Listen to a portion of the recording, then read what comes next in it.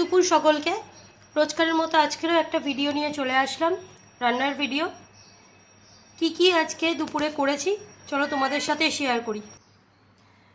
তো সবার প্রথমে হচ্ছে এখানে গরম গরম ভাত, এর সাথে আজকে করে নিয়েছি হচ্ছে পেঁয়াজ আলু আর উচ্ছে দিয়ে ভাজা ভাজা, শুকনো লঙ্কা কালো জিরে আর লঙ্কা ফোড়ন দিয়ে। এর সাথে আছে হচ্ছে 2 পিস ভোলা মাছ, যেহেতু মা মাংস খায় না। এটা হচ্ছে মায়ের ভোলা মাছ করে নিয়েছিলাম, একদম গায়ে গায়ে একটু ঝোল লেগেছে, নাহলে খেতে পারবে না। আর এর সাথে আছে হচ্ছে বাবার আলু আর পেঁপে দিয়ে তেল ছাড়া চিকেন।